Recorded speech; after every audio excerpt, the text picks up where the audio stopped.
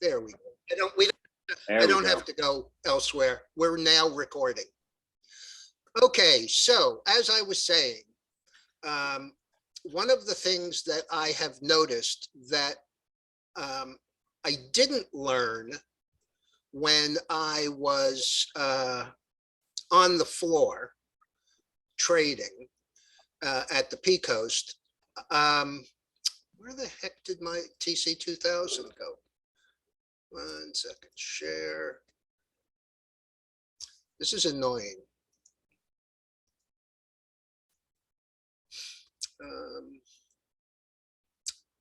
You are screen sharing. Can everybody see the screen that I'm sharing? Yeah. Okay, all right.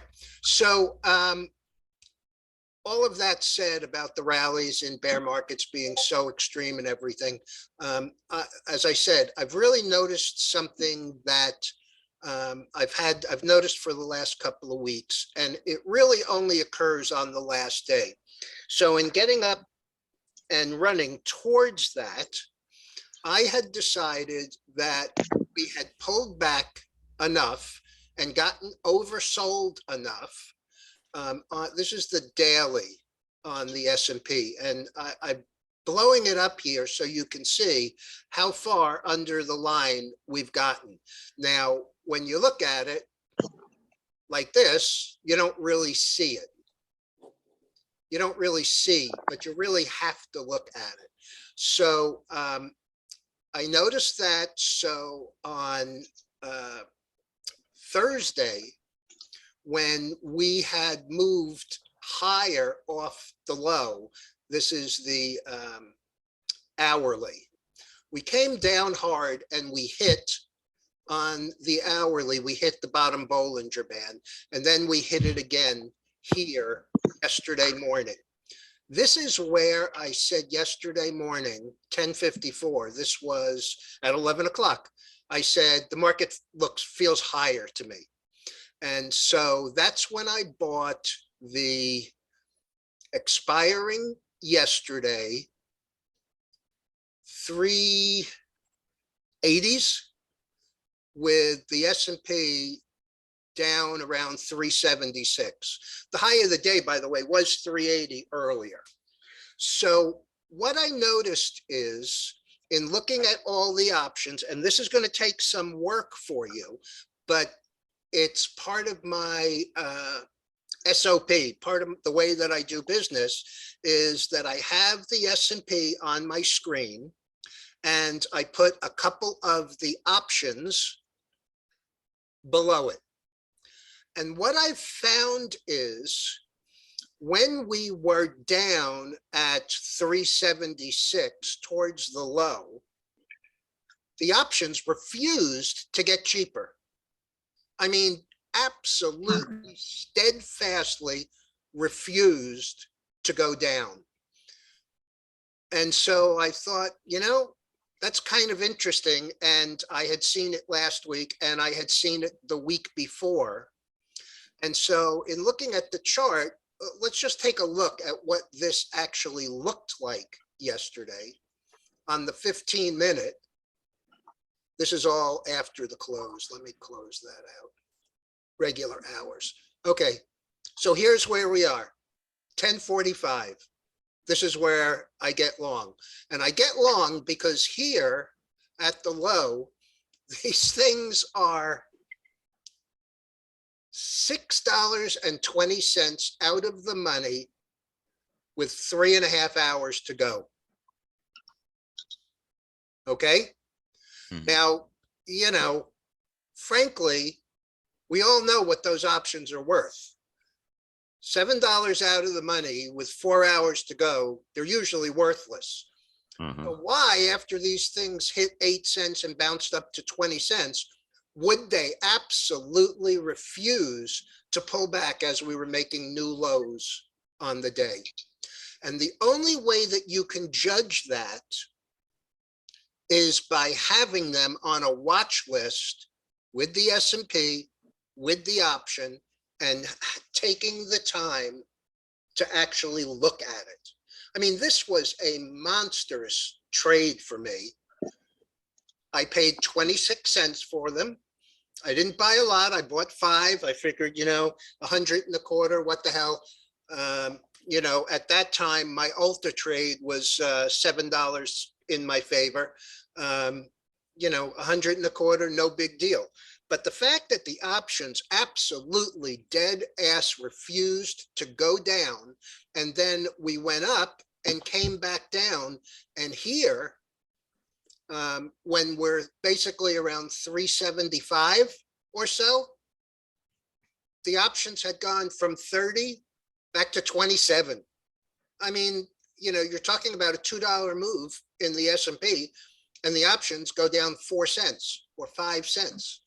And so the relationship between what they should be, what we know they're actually worth, versus what the anticipatory value is to the market makers who are standing there and taking them in at these slightly elevated values. I mean, even here, you're talking about 375, they're still $5 out of the money. And at 12:15, there's only 3 hours and 45 minutes left. So, you have to be able, if you want to trade this way, and frankly, I do it because I enjoy it. I mean, the money is nice and everything, but there's a certain degree of satisfaction from a day where you're not really doing anything ahead of a long weekend, where something seems to be setting up the way you'd like to see it. These things got, when towards the close, we were 381, and the options got up to $1.80.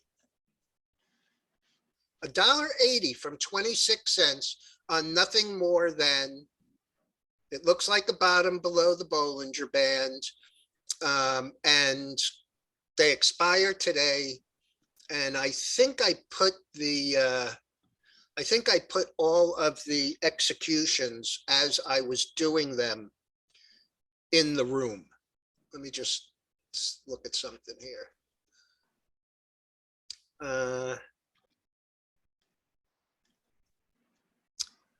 No, I think I kind of missed it. Oh, here it is. Here it is. Oh. I sold 2 of them at $1.10. Then I sold another one at $1.29. Then I sold another one at $1.37. And the last one I was gone at $1.42. And of course, it pissed me off because I left so much on the table. but it was, I have to say, it was so simple. Now, just to do it in reverse, I looked at the chart of the daily and I decided that I thought they were going to be long. So I went to the hourly, and after the hourly, I went to the 15-minute. And when I was looking to actually do the trade, I went to the 5-minute to see how it looked. This is the time frame right here. 10:45, 10:50, 10:55. This is where we got into the trade. This is where I said in the room, the market feels higher to me. I mean, this is a fairly substantial sell-off from opening up on the day and then moving lower. But you see, going back and forth like that, it's easy to see after the fact. But here, you had the bottom, you had a rally back to where we broke down from. We had a higher low here, same here, into the same area, slightly higher low here, and then we took off. So I think that this is really kind of an interesting way to make the judgment, or I don't remember who it was, Dale, but we had somebody in the room last year who was doing a cash flow analysis of what they're out there. I don't remember who it was, but I'm not even sure if it was last year anymore. it may have been the year before. But Yeah, this person would, on Tuesday or Wednesday, he'd tell us which options he was looking at because they were the options that would have made the most money for the market makers and hurt the most individual investors. yeah. I mean, you can almost figure that the market's going to do whatever hurts the most people. Now, so Cam, so you're applying the SPY for this one. Are you looking at other indexes to see I the looked at same the- behavior in options pricings like the Q? Are you using I looked at the SPX? Qs. I looked at the Qs, but I've and before I used to trade almost exclusively the Qs. Yeah, But from the standpoint of the problems that those stocks or the biggest of those stocks were warping my results. right, right. How Because about the SPX? I, haven't done it. Because I know Haven't for done it, me, and frankly, I haven't done it on any individual stocks. I've just done it on this because these are consistently the ones with the biggest moves the fastest, especially yeah. at expiration. You were saying something, Dale? Well, I was going to say, I'd be curious if you see the same pricing behavior on the cash settled SPX, especially 0 day. I know for me, I try to avoid day trading Yeah, me too. to the extent I can, but using the cash settled SPX could possibly, I believe, if I'm not mistaken, the SPX is not part of day trading rules Ah, because okay. of the cash settled nature. So this just gives me the S&P 500 cash SPX. Okay. So I'll have to look and see S&P cash settle.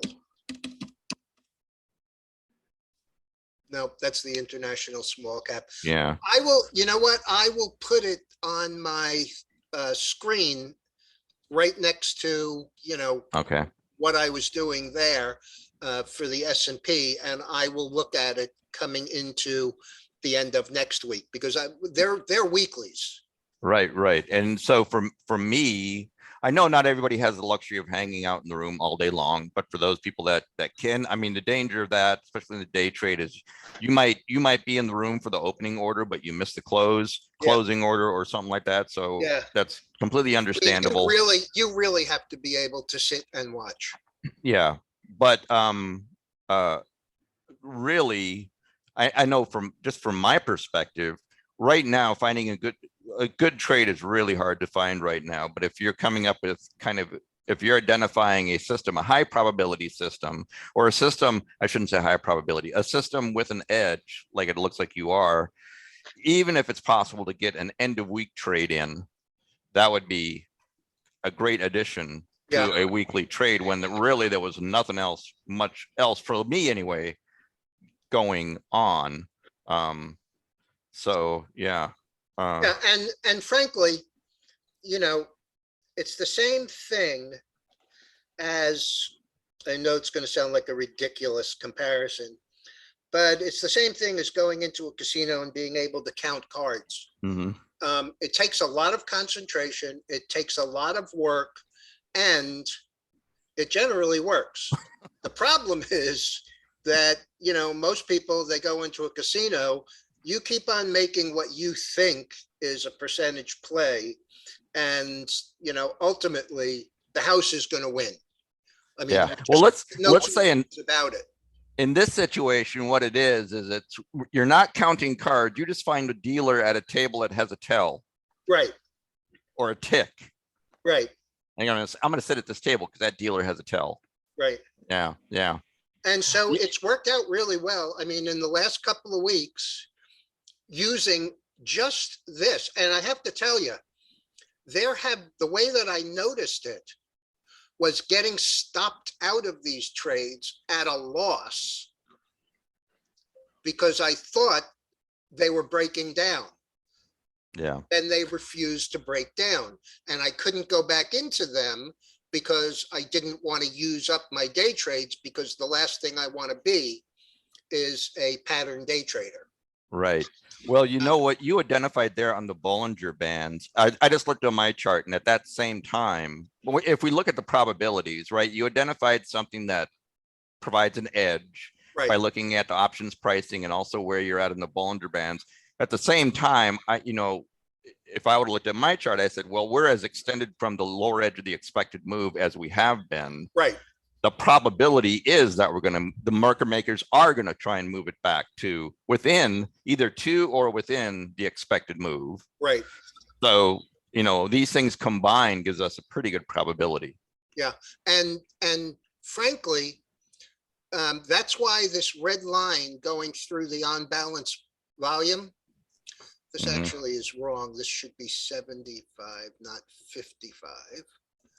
I don't know why. Okay. I don't know. Cam, can I give you a quick question? Absolutely. Yeah, this is Dino Danbury.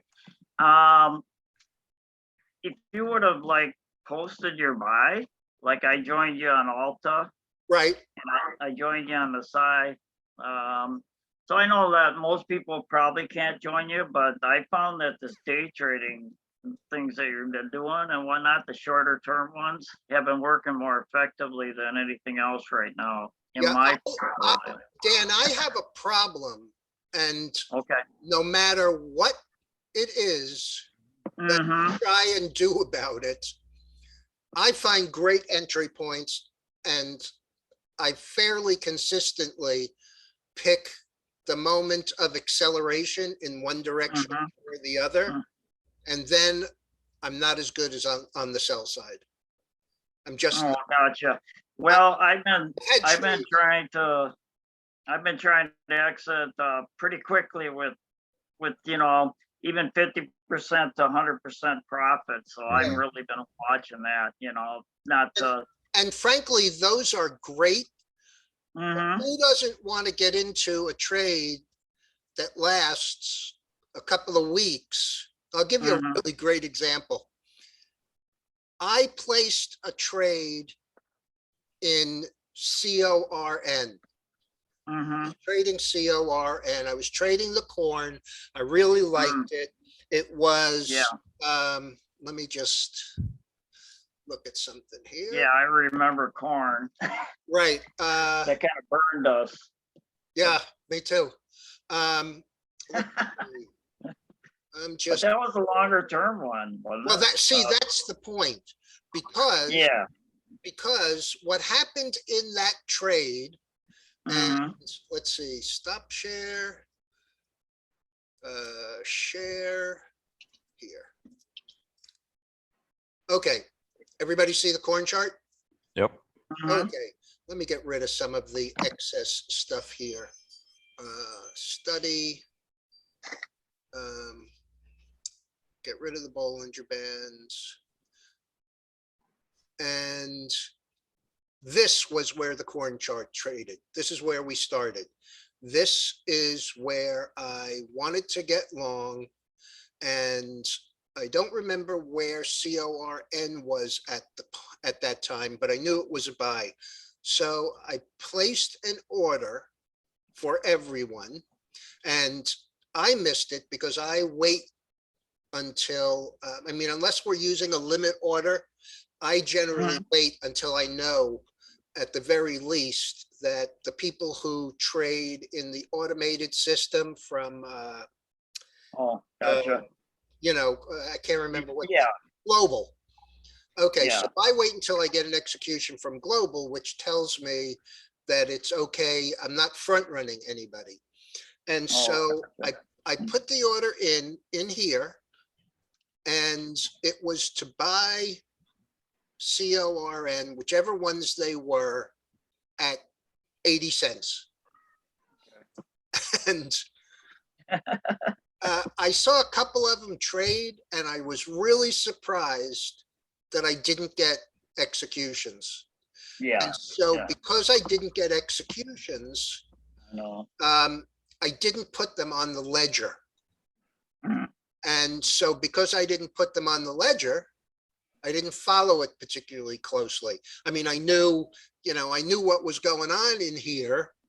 And Mm. right about in this area, about 2.5 weeks later or 3 weeks later, somebody in one of the rooms said, did I miss the sell on the corn? And I Yeah. said, I don't own any corn. And he said, well, I placed the order. By the Oh, time I was a little late, so instead of paying 80, I paid 85. mhm.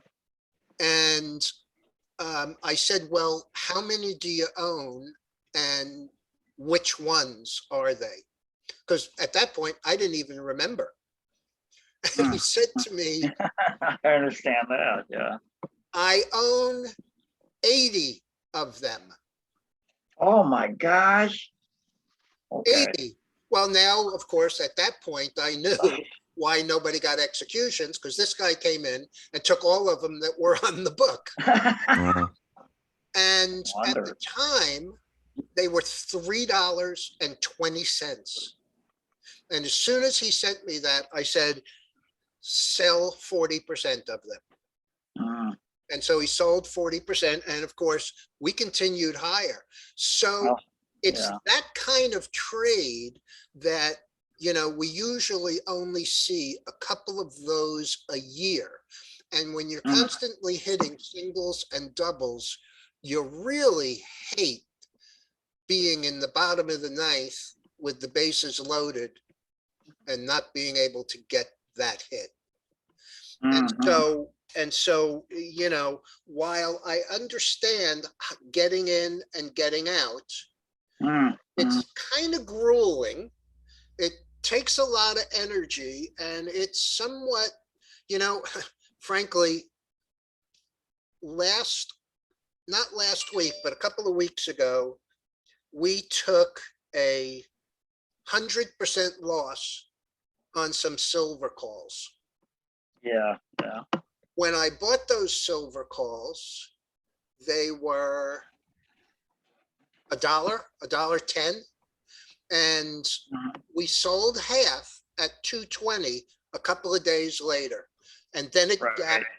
gapped down, and Mhm. it gapped down hard enough that I wasn't willing to sell them at a dime. Because silver can be so erratic, I wasn't willing to sell them at a dime, and so we took 100% loss on them. So in that trade, you know, I blew it. I blew it on the sell side. Um, but the fact is, you never know which one is going to be an 80 to Oh, $3.20 yeah, Yeah. trade. But absolutely. you want to be in it if you can. The tricky things right now, and then everybody certainly is, free to trade their own P&L how they see fit. You'll notice for me, and I'm sorry, Debray, did I Yeah, get that right? Okay, so to what you said is, you'll notice for me, like when I say, I'm out, right? I got a double, I'm out.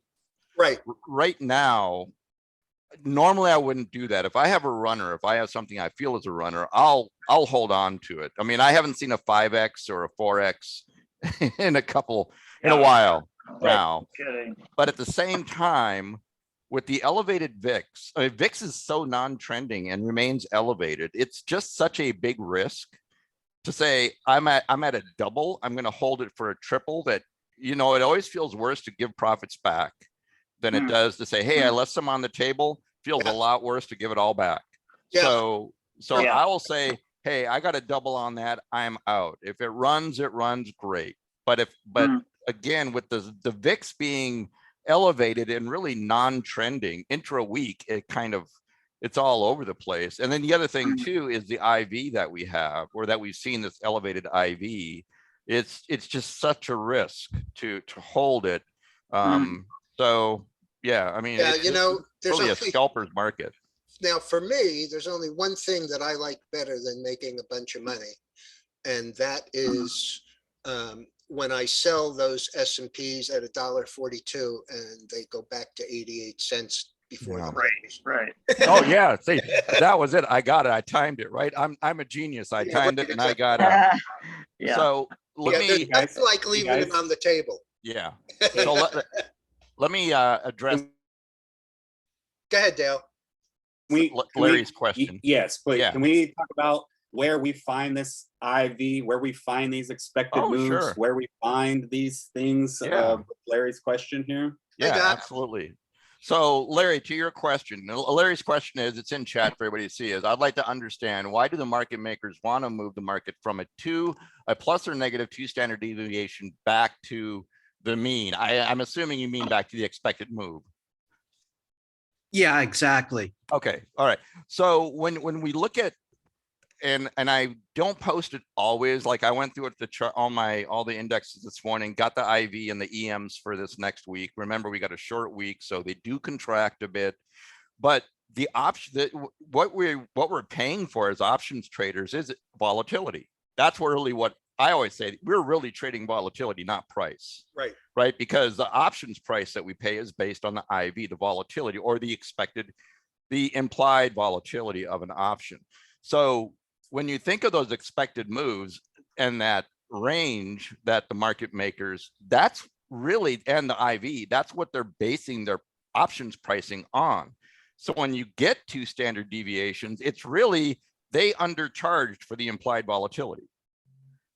You're right, we have more volatility than that, what they had set the pricing for.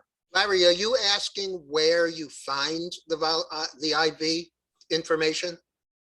No, I know where to get that on Thinkorswim, but yeah, it's the motivation to say, oh, we better not drop the prices of these calls, even though the SPY went down another $2 per your example, Cam. Yeah. And that we really need to have the pressure move back toward the expected move. Right. So the expected move is their happy place based on the pricing that they set for the options. If they allowed the price to drop, right, they undercharged for that volatility. Yeah. Right. So they're kind of screwing themselves if Well, they it's let like that a happen. measure- That's why It's they a want to move measure it of back. risk. It's a measure of risk for them. Yeah. And, So and if you're not getting paid for it, you shouldn't be taking it. right. So there is an incentive for them, especially going into an expiration day, to try and get price back to that expected move, either, back down to the upper edge or back up, especially if you're outside of that expected move. So, and that's where you look at, and I've posted in the room before, is when you look at that standard distribution curve, right? That bell curve. Mm-hmm. And there's that 1 standard deviation on each side. And we say that, okay, 68% probability that price is going to trade within that, and then it moves out. So once we get outside that bell curve, probabilities are, it doesn't always have to happen, because we've seen plenty of 2 standard deviation moves here in the last few months. Oh, yeah. But there's a higher probability, especially on the Friday, to see an attempt to move price higher and less of a probability to see it fall further, unless it gets beyond that 2 standard deviation, and they got to start selling into selling. Right. Yeah. Yeah. Kind of that what's it called? A dynamic hedging. Yeah. Yeah. Then the horse is out of the barn at that point. Right. But And frankly, they're also trying to take advantage of the situation in, if you have, Bro, you got food and everything over there. Get out of here. if you've made the decision that this is a bear market, it's really difficult to look at the extreme on the way down and not go, oh man, they got me again. It's really, really difficult. And for that reason, that's the main reason why I harp so heavily on taking appropriate positions compared to your ability to withstand that risk. Everybody should know what their risk is by virtue of how they trade. And really, basically, everybody trades differently.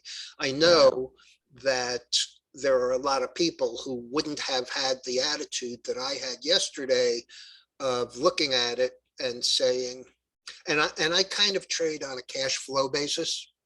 So if I've taken a bunch of profits and I'm, for lack of a better way of putting it, in the casino, and when you're hot, you press. And so when I've made money and I look at a trade like yesterday's, if you're willing to go to the mat with it, sometimes it's a little easier to not get emotional about it, to Yeah. not get scared about it. Okay, so I was wrong, so it cost me 125. Big deal. Yeah. And so, that's also part of the attitude.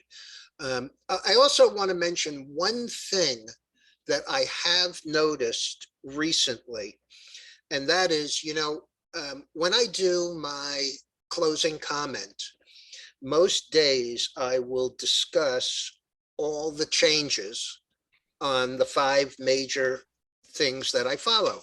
So I talk about, the Dow and the NASDAQ and the S&P and the Russell and the Dow Jones Transports.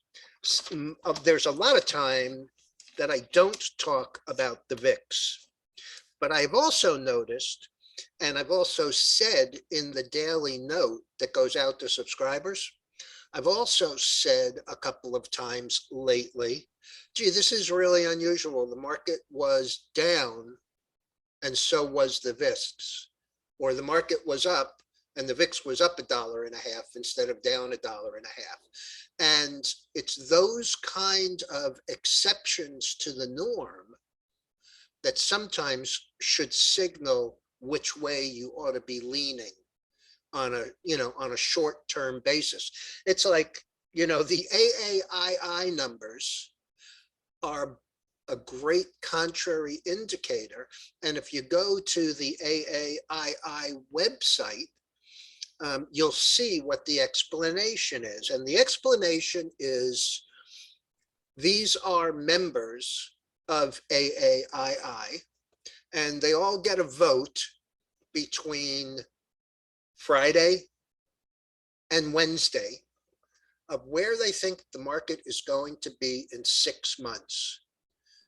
And so it's a contrary indicator, but more importantly, it looks 6 months out.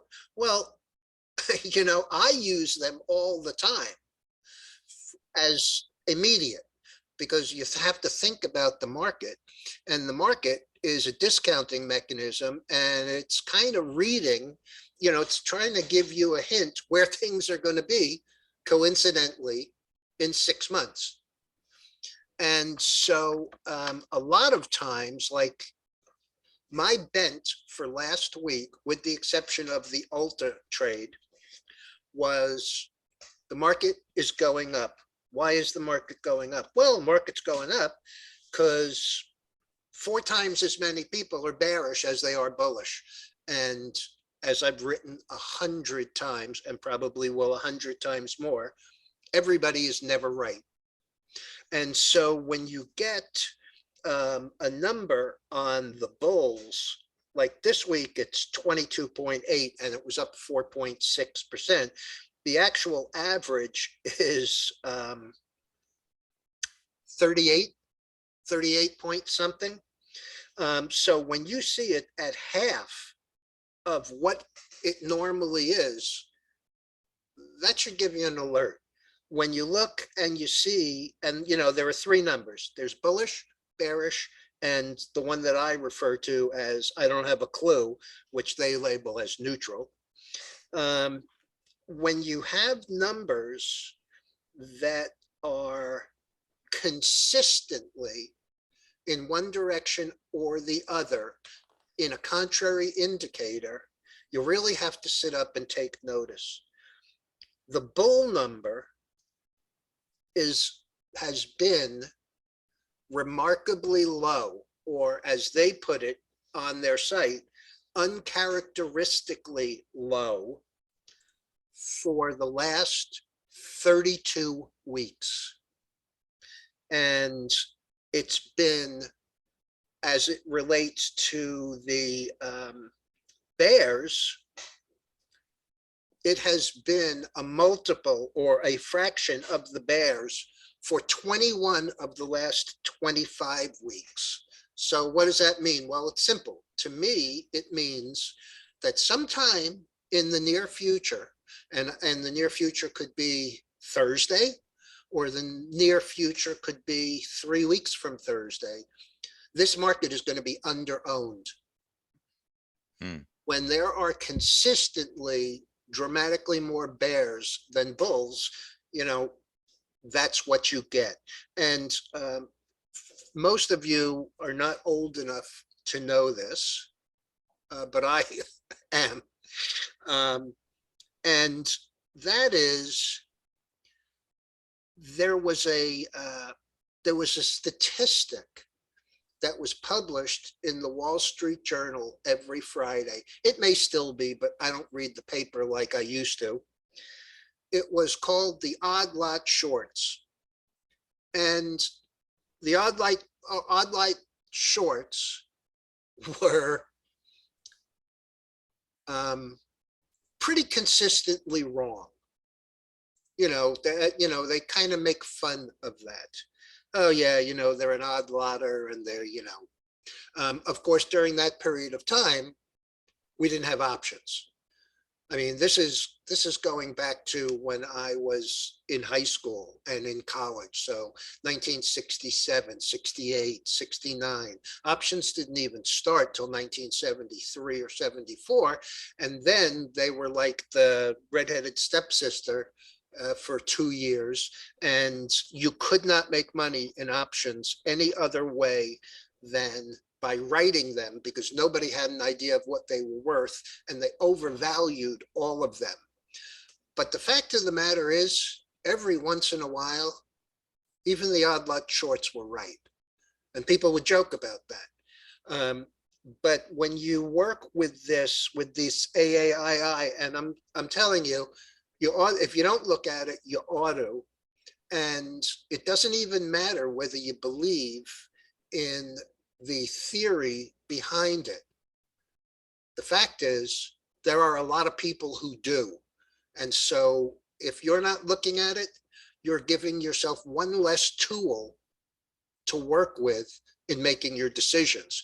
And frankly, the decision, they post it, the members get it Wednesday night. The public gets it Thursday morning. And it should give you 2 or 3 days worth of notice of, how one-sided, everybody's on one side of the boat. That's a problem for the captain.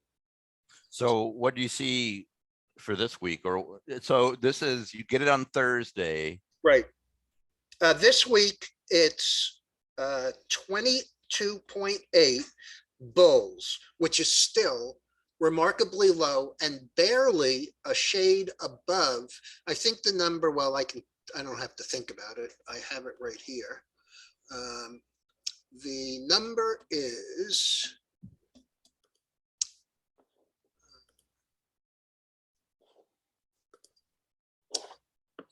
stop sharing, share.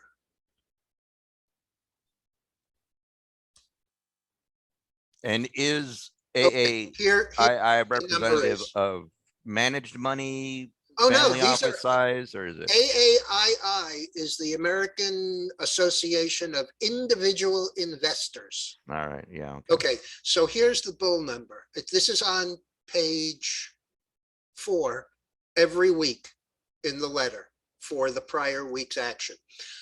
Bullish, 22.8, historic average, 38%. Bearish, 46.7, down 12.6, but still over 2 times as many bears as bulls. And their average is 30.5. And then you get the neutral, which was up a lot. That's just people, saying, well, they took the market down, they took the market up, and I don't really know what it is. Or I think this is a strange market and I'm just neutral because I don't want to play. Yeah. But it's the relationship of these numbers. You know, last week it was 59.3 versus 18.2. So is this, 18 to 59. and this is based on a survey, so this is somewhat sentiment related? Oh, it's absolutely sentiment related. Because what's interesting Absolutely. to me, what's interesting to me is to see that 46.7%. Yes, yet we have a skew at extremely low. I think the skew ended at 118 for the week, which is super, super low. Yeah. So they're just, they may be bearish, but they're just, it questions whether or not they're acting on that bearishness. Are they Right. just not taking positions on it, or what? So, you know, I don't know. They're individuals. You know, who knows what, you know, it's like taking a survey of, it's like taking the election survey Yeah, of an exit poll. 4 weeks before the 2020 election, where, pardon me, the 2016 election, where Trump was behind. But, you know, there were an awful lot of people who said, oh, no, I wouldn't vote for him, and then went and voted for him because they Yeah. were embarrassed to say that that's what they were going to do.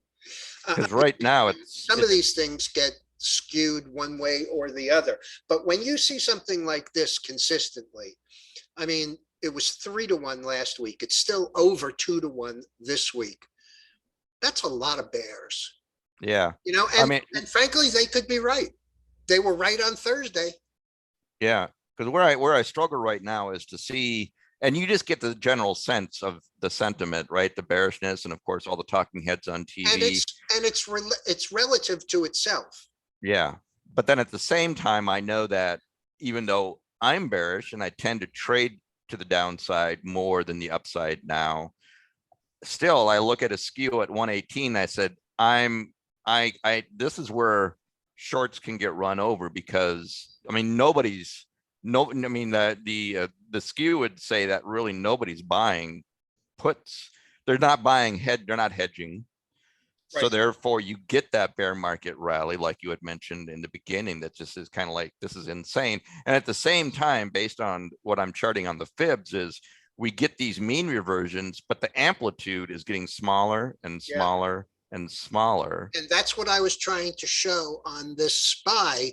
You see, this is why I put the linear regression on the SPYs, going back 75 days, because 75 days is the 75-day kind of reversion to the mean. And Mhm. so I look at this and I see this failure up here, and look at how far above the mean we were. Yeah. And this is a freebie because this is a daily. Take a look at where we were on Thursday, below the mean, and we still are. Mhm. So, you know, I could see us moving back to, you know, into these highs, 388, 390. This high is 393. The other thing, and I don't want to forget, and when you're 72, you get forgetful. So I didn't write it down. One of the reasons, I'm going to guess, Dale, that you trade more from the short side is actually based on a very solid long-term statistic. And that is, the market goes up 3 times as much as it goes down, but the market goes down 2.5 times faster Mhm. than it goes up. And so when you get into a position that's a short, it happens for you faster. It's a much more efficient kind of trade. Whereas, you know, I looked at this 4 days down as a place that, and this is the same 75-day linear regression, by the way, that you see in my on balance volume. you see what happens when we get to it. And we always get to it. You know, we move that far ahead of it on the upside, and so we move that far ahead of it on the downside. We move that much ahead of it on the upside, and it looked like we were going to go back through it, and yet it stopped. And that's where the unbalanced volume comes in. But yeah, I mean, and that's not a prognostication by me. That's actually counting the days and seeing how often. Another thing that I think favors the moves to the downside is it doesn't take nearly as much volume to drive the market down as it does to move it up and sustain it. Well, I mean, All you have to be is an absence of buyers. there you go. Market down. There you period. go. That's the key. Then that doesn't Right. take any volume. That takes less volume. Yep. And that's why these guys who you hear on TV, they don't ever explain it to you, but they always say, you know, the volume is such and such, or, you know, there's an absence of buy. I mean, you get all of the buzzwords, but they never explain to you why they use them. Mhm. There's no, you know, this is the way it is, and they expect you to take it. Frankly, I don't take much of what they say to heart, except in a contrary manner, because, you know, they are almost always bent towards the bull side. You know, that's what the game is all about. People That's- making long-term money. I mean, when you hear people, to and including Kathy Woods, who has had a horrendous year, but had a terrific 5 years before it, because she, when you listen to her, and I like listening to her because she really does her homework, but everything that she talks about now as the reason why she stays with some of these things is based on the fact that she uses a 5-year outlook. And there aren't very many 5-year outlooks that don't end with the market being higher. There Yeah. just aren't. Yeah, I mean, that's the reality of the media is Yeah. it would be a very short TV program if you just tuned in and they said, you know what, everything's selling GTFO, tune in again tomorrow. And Right. see if there's any updates, right? They got to say something to Yeah, right. keep the people coming back to watch. So Yeah, I mean, but it's the same thing where they give you these ridiculous hypotheticals because they don't have anything else to say. absolutely. Well, you know, it might do this or it might do that, or, you know, I mean, for what it's worth, when I come on and when I write and when I do my opening and closing videos, I tell you what I think and I tell you why I think it. And I think that that is much more a service than their teleprompter reading is a disservice to people because they don't give them the opportunity to make up their own minds. You know, it's like you go to the doctor and he comes in his white jacket and he's an authoritarian figure. And so, you know, he's educated and you know that he's telling you something that is based on information. These people, you know, who knows? Yeah. Some of them are very bright. Like, you know, my favorite guy on all of this is Josh Brown. Yeah, I like him. I like him a lot, but what he Yeah. does is he explains to you what he's thinking, and he explains to you how, and he does something that none of them do. Nobody says to you, nobody in the quote financial media says to you, you don't want to trade? Don't trade. Josh Brown comes out and says, you know, as an individual, and this is a direct quote, you have a major advantage over the fund managers. You're not tied to outperforming any particular index. If you don't know what you want to trade, you don't trade. And that's it. Yeah, and we all fly under the radar. I Right, mean, none of us are gonna, except for the person that bought 80 corn contracts, Right. none of us are gonna be moving the market. Yeah. So we're at an hour, and we had a great, people to join us on a holiday weekend. Any of you guys got questions on stuff, unless you got more, Cam, that you needed to touch on? no, But I'm fine. And by the way, I signed up for this as a paid service, so we can go as long as you want. you can go here till 9 o'clock tonight. Okay, but Well, yeah, So is there anyone who wants to look at anything in particular? What do you got, Dan? well, I just wanted to clarify where I was going with that earlier. The alerts that you send us and everything, I'll go by your time frames and everything like that, and wait for the, the Hey, Dan? emails, the text alerts you send us, Hey, Dan? Uh, This is a democracy. I'm not a dictator. And Oh, no. if you see something that you think you ought to be doing, do it. Oh, yeah, but no, I'm just saying that the text and stuff, I look at those as being more of, okay, Cam will let me know. I guess what I was saying about the spy earlier is sometimes in the day room, you'll mention, I see something here, but you guys can do it if you want, but this is not gonna be official or anything like that. Right. And if you would have put in the buy, then, I probably would have followed it. That was all I was going with, Yeah, my Uh, issue with that is the same issue Okay, that Dale brought up before.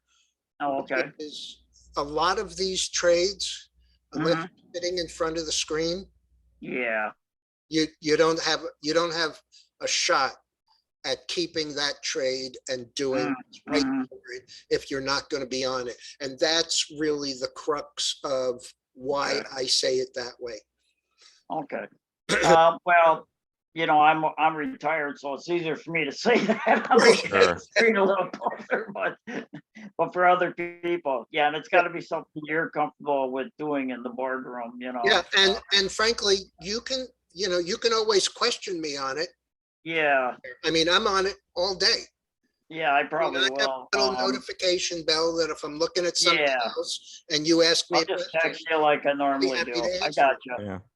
Yeah. Another thing you can do is, you always have that option of saying, okay, I was able to jump in on the trade. I'm going to put in a closing order for 30%, 40, just a 30% base hit.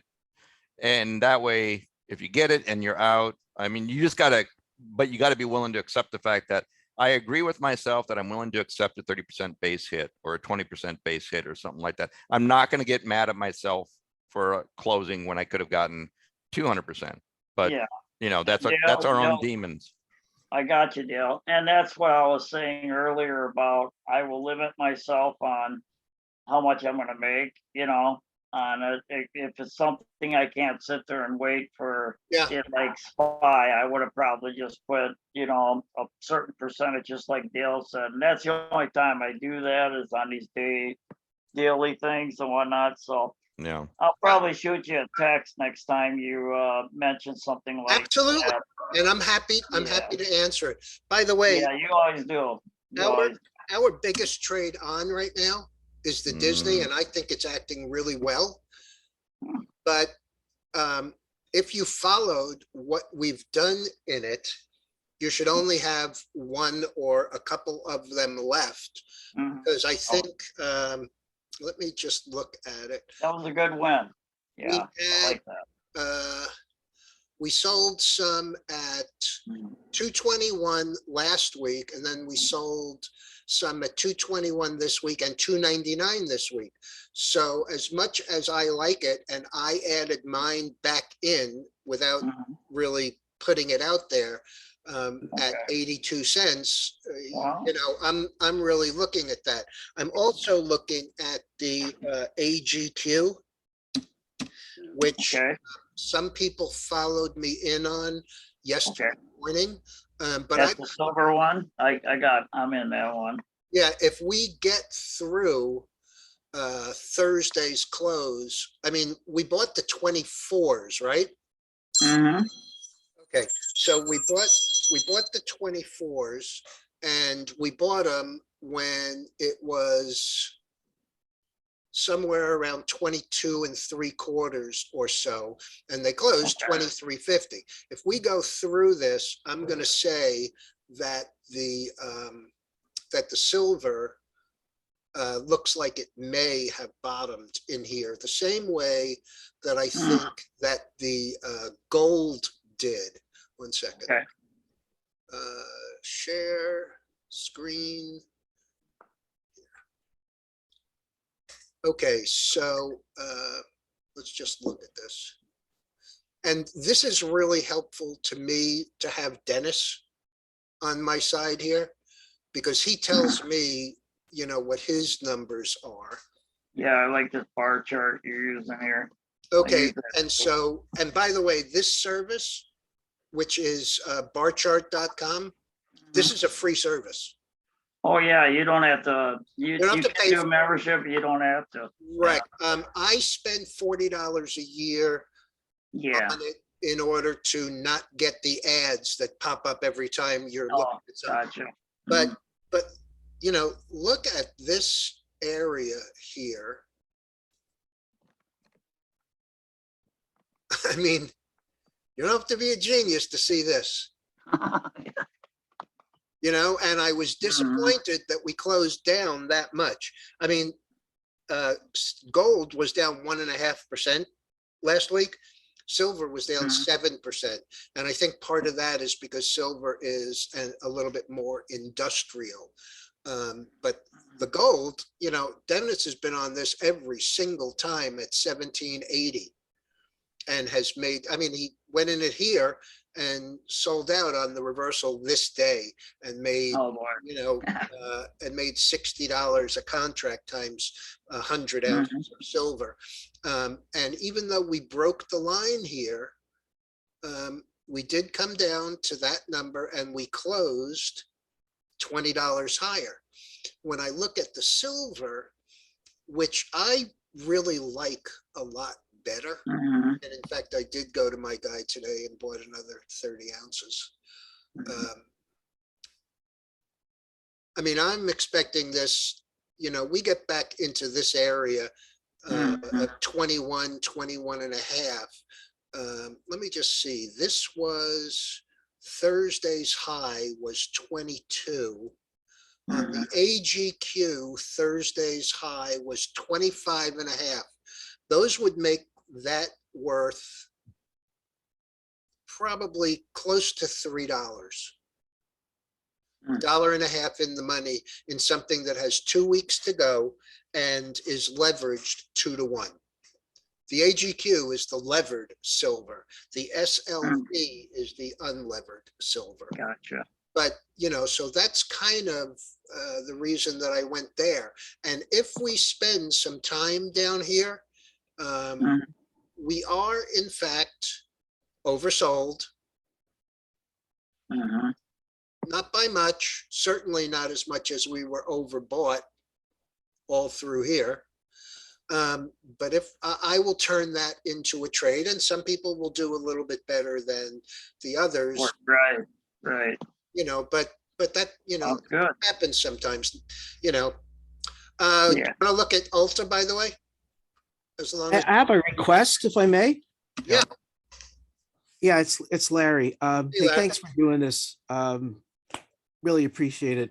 I'd like to ask, would it be possible on a Friday, expiration day, or even a Thursday, if you see the kind of setup that you've explained here, would it be possible to send an alert to subscribers to say, you know, attention, looking at this, and you know, it's a potential setup, a likely trade, and then we could look at screens and see okay, what we're so let seeing. me ask you something, Larry.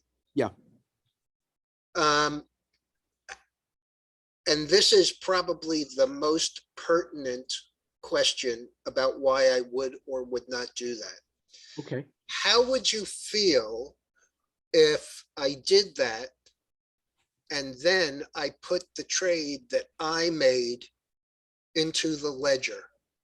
The implication of that is everybody didn't necessarily make it, didn't necessarily make the trade. Some people did and some people didn't, but I'm taking credit for it in my performance. I'd say, well, that's Larry's question. Yeah, no, I'm interested in everybody because everybody here is a subscriber or somebody who follows this closely. How Mhm. would you feel about that? Because part of what I have always said is that my ledger and my trading is absolutely transparent. So, I'm looking for guidance here. This is not, hypothetical. I'm just trying to figure out, I'd be Okay. happy to do that, Larry, absolutely. And that's why I do it, in the room. And whenever I do something in the main room, I also do it in the behind the curtain room so that I know that people have access to it. I'll just give you the short answer. Put it on your ledger because you have no way of controlling who saw the post, who took the trade, Right. anything like that. So if you post it, that's the extent of your right. That's all you can do, really, Cam. Okay. I would say put it on your ledger. Yeah, I think that as a subscriber, it's like that's on the ledger. And because that's the trade that you Okay, so here's, been out there, and then so it's like at the end of the year, it's, oh, we did this percent. Okay, well, the performance was up to X amount of percent that we did this year. Right. And not necessarily, it's because not everyone's maybe gonna want to day trade. Okay, or so take here's- really big home runs or whatever. so here's what I'll do. I will put it out as an alert with the proviso that says, and I've done this in the past, but I don't make a habit of it. In the past, I have sometimes put out an alert that says, this is a high risk trade. Mhm. Yeah, that's a good idea. Take it if you want it. Yeah. Because some people won't. And it's like you said in your letter, or your last note to us is you said that everyone needs to be taking responsibility for their risk Right. profile. And Yeah. some of us will take those trades and some of us won't. Okay, Yeah, then that's what exactly. I'll do. I'm Yeah, one thing perfectly that fine I with would- all that. One Yeah, I thing would that agree with what Larry had just said is if you just post that in the members section of the Discord, just the simple fact that, hey, conditions are right for this trade, Right. or it's starting to develop. Okay, because you know what I would like to do, even if I say didn't take the trade or whatever, is I would like to pull up my chart at that Mhm. time and Mhm. try to see what you're seeing, Right. regardless if I take a trade or not. And that would, I think, help us all yeah. learn, And even that, if that also comes under the heading of, I'm just trying to give you a heads up. If you Totally. don't see what I see, or you think it's Mhm. outside your level of risk taking, then don't take it. Or if Yeah. I say buy 4, or I say I'm buying 4, you can buy 1, or you can buy 2, Yeah. or you can buy 8. Yeah. Doesn't really Or- matter. You can YOLO if you want. Okay. again. Yeah. Exactly. Right. And that makes perfect sense. And the heads up, even 10 or 15 minutes before you place the trade, or then say, you know what, it ran away. I didn't place the trade. Yeah, and I've seen that. I've Super put helpful. out there. I've had a bunch of those. Okay, so Yeah. I just want to go over this one trade because I know that there are several people who were in it. This is the chart on Ulta. Alta, yeah, I like that one. Okay, so here's my thought on this. And it's not absolutely strict, but I will say, when you see these kind of gaps to the upside, I'm always wary about that. Always. Because it means that basically in the middle here, there's nothing. And so it's a little bit difficult to deal with. But what I think I saw in Ulta, and I think I explained it, was I saw this as an island up here. Okay. And then on these, you know, two gaps up here, we got two gaps down. What we did was we closed this gap and then we failed. And we went up there again and then we failed. And this is the day that we put on the trade. Okay. Now, we did the trade as a spread. But the reason that we did the trade as a spread is because this $300 stock, which by the way, is no stranger to closing at 406 and the next day being 360. It happened there. It happened here again, where we went from 400 to 370 and then ultimately down to 330. We had a number, I think an earnings number or something here where we were trading again right around 400 and we were 340. So the volatility here is clear. And so because the volatility is so high, the price of the options was absurdly high. Yeah, normally it was 300, it's over 300, the options are crazy. And, I'm a little cash poor, so I like the spread. and so the only way to do it was to take $1.90 of risk in here and be in a $15 spread. At $15 spread, you know, I mean, let's look, you know, we went from 411, we've already been down to 377. This concerns me because we're on the lower Bollinger Band here and we are getting a little on the oversold. And so unless, you know, unless we break this low, let's see, Thursday's low was 78.36 and Friday's was 77.25. You know, unless we break this and get back into this gap, I mean, that's basically where we are. The bottom of this gap was at 382. We've already closed that. So, you know, once you see a gap close, you have to be a little wary about the direction or a change in direction that's about to come, especially when you're riding down the lower Bollinger Band. And so I'm going to say probably we're going to end up doing something about that. I'm going to say in the next day or so. Now, this one is not on the, this one is also not on the ledger Yeah. because you it was an didn't list unusual trade. But It's not official neither because you didn't send it out as a text or anything, but this is a good example of one that I took for a couple of days. It hit 100%, I'm out. yeah, You know? oh So yeah, it's gone out of my portfolio. it was a nice trade. The only thing about this nice trade that Mhm.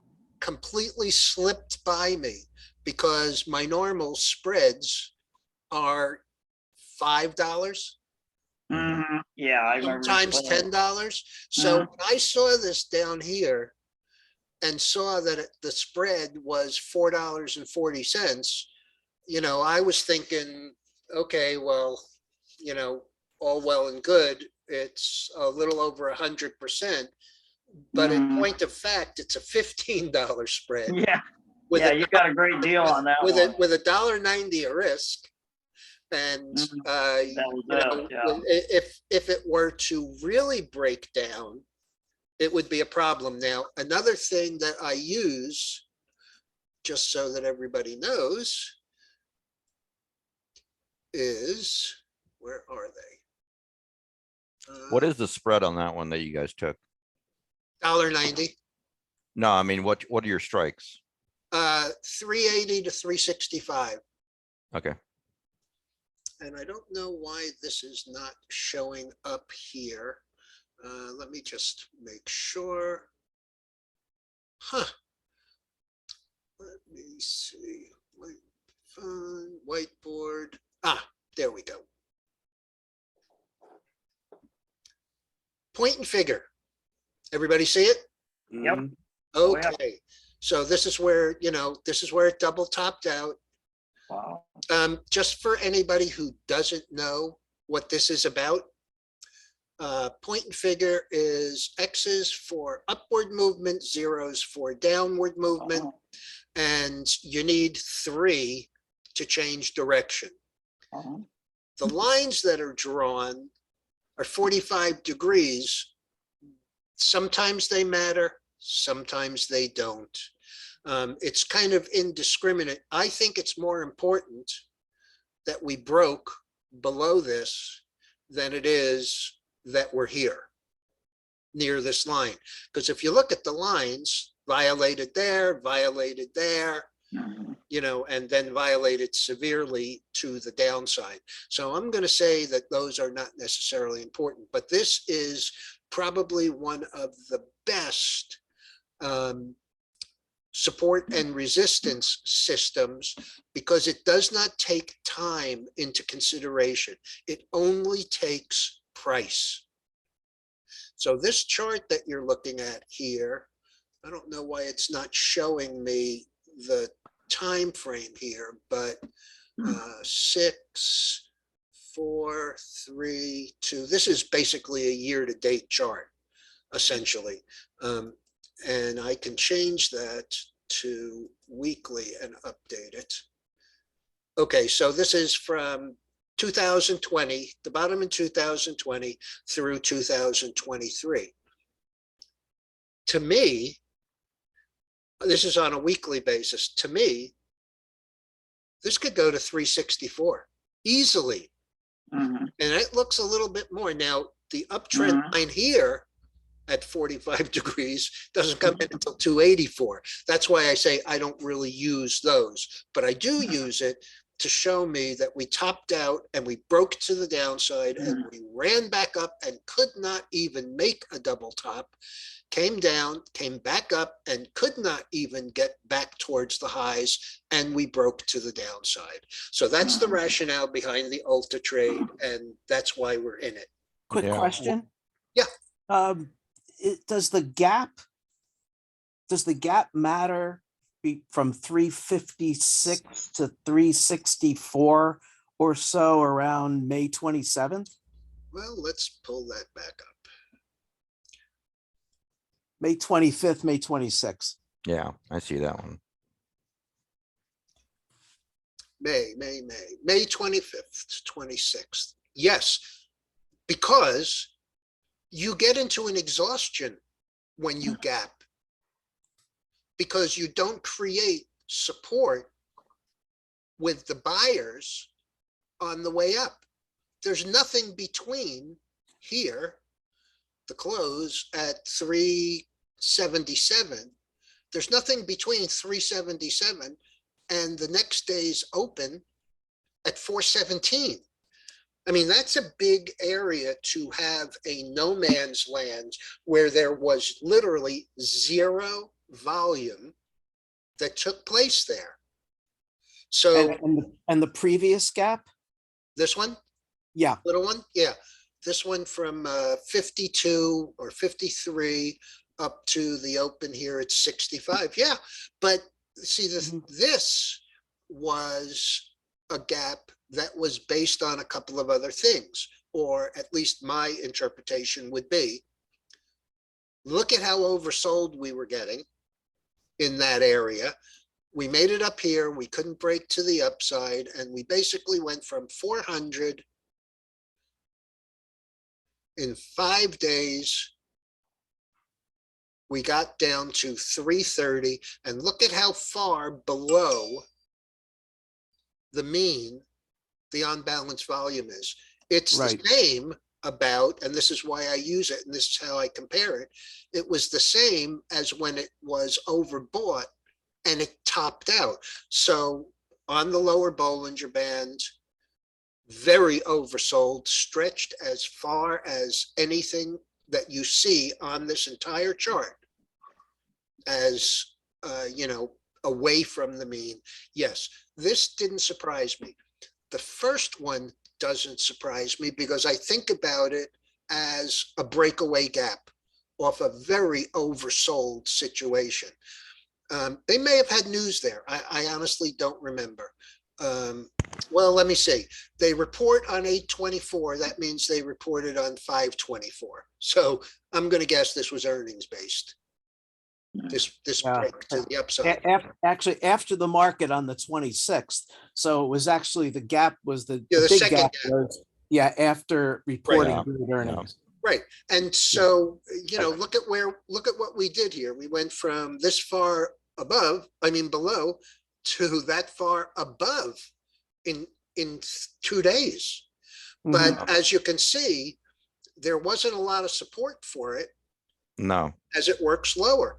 Of course, Yeah. like I said, this is somewhat concerning because of the lower end of the Bollinger Band. But that's why I use so many different things. That's why I look at the weekly and I see that the Bollinger Band on the weekly is right around that 360 area, which is where it is on the point and figure chart. And really, there's nothing between there and the lower Bollinger Band.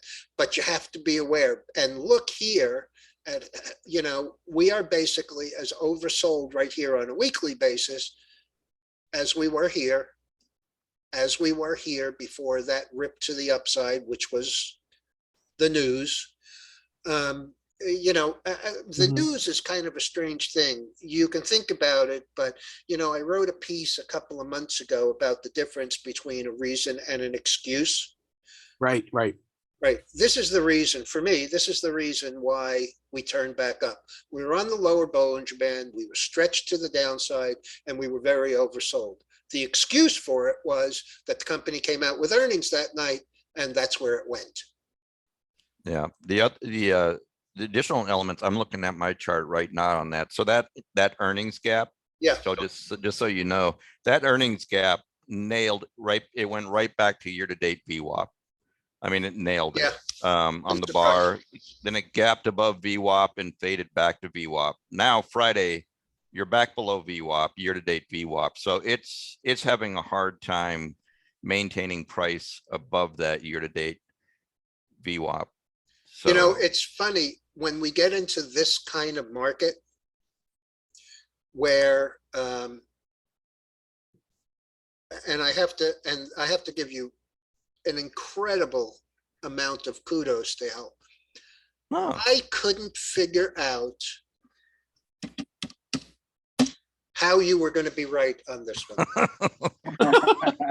I'm telling you, I could no more have seen 130 here. And by the way, when you said 124, I said 129.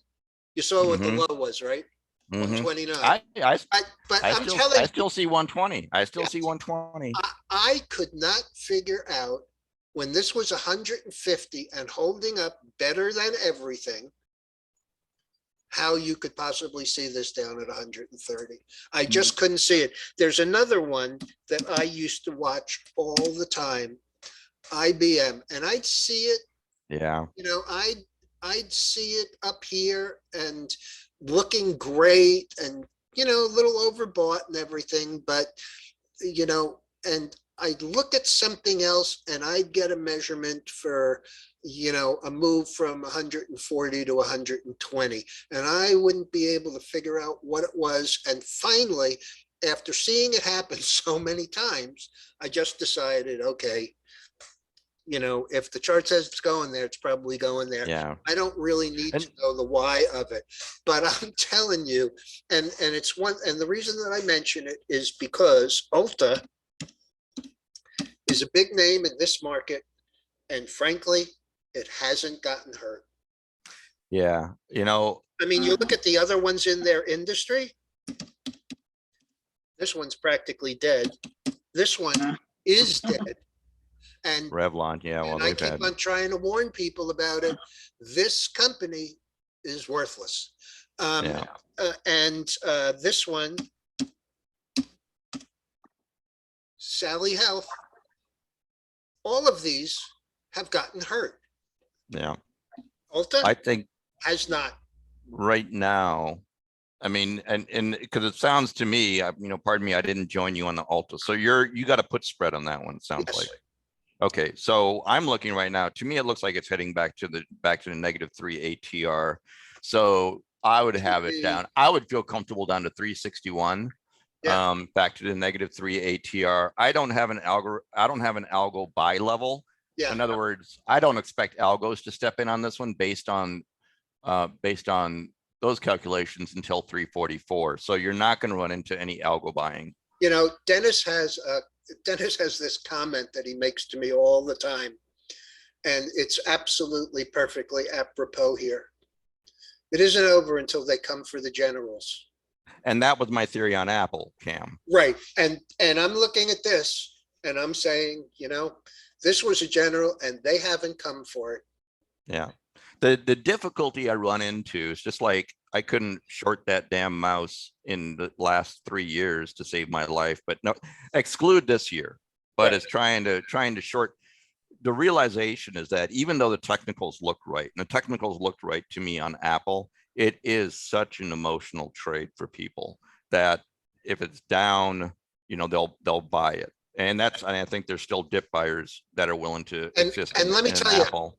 I had a problem with my iPhone this week and I made an appointment at the Genius Bar for, I think it was Thursday night. I went in on Wednesday. They were too busy.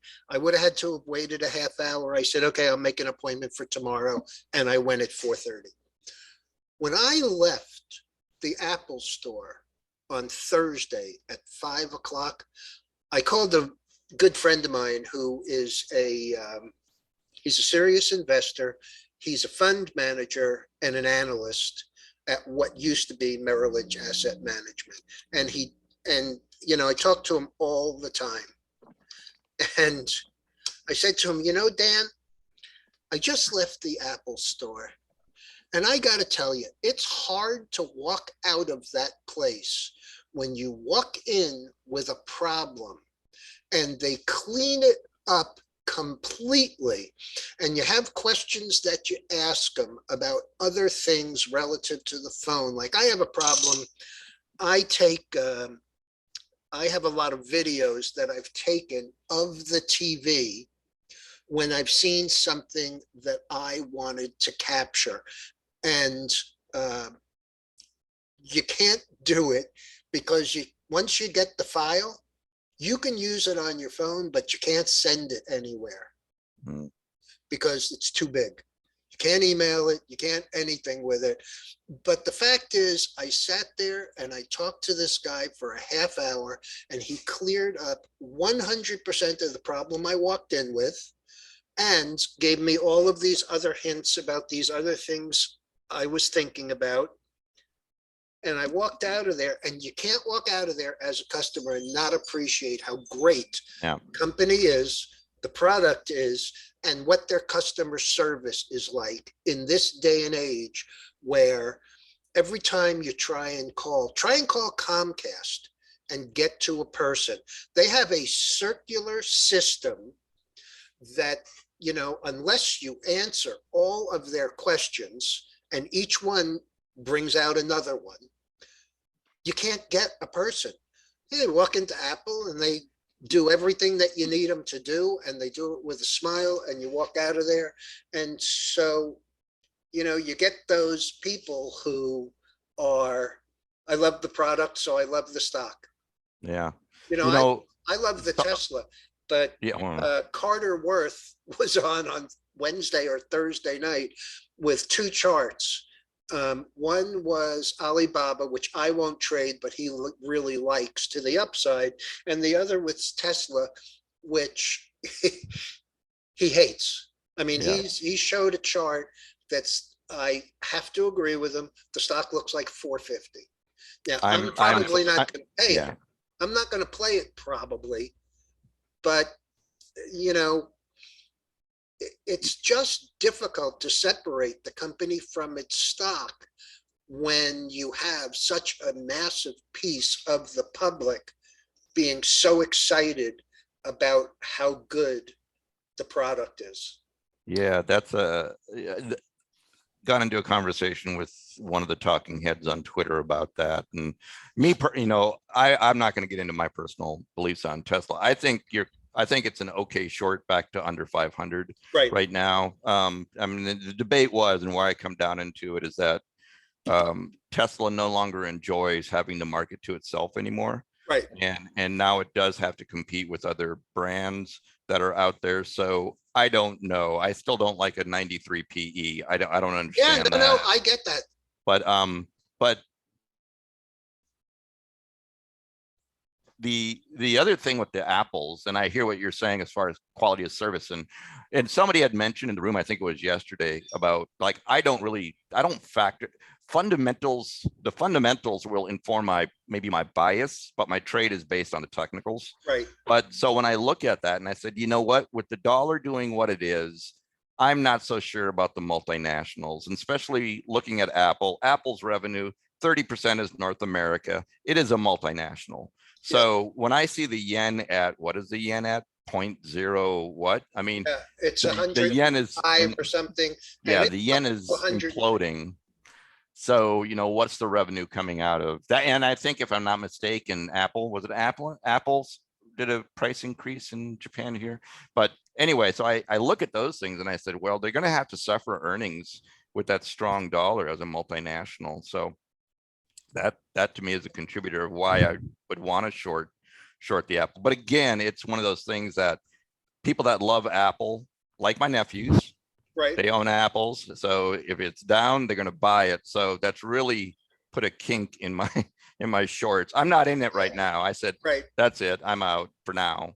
But anyway. What I think is, Hey, I'm gonna drop, guys. It's Alrighty. top of the hour. Thank you so Larry. much, and everyone have a great weekend. Yeah, Much Thanks, have a good appreciated. fourth. I'm going to close this out and try and process the video and see how well I can do that. But everybody have a good long weekend, and Yeah, be you too, careful Cam. out there, and don't hold any fireworks in your closed hand. Thank you, Cam and Dale and everybody. Take it You're easy, welcome. guys. Have a good one. All right. All right, We'll see you guys. next time.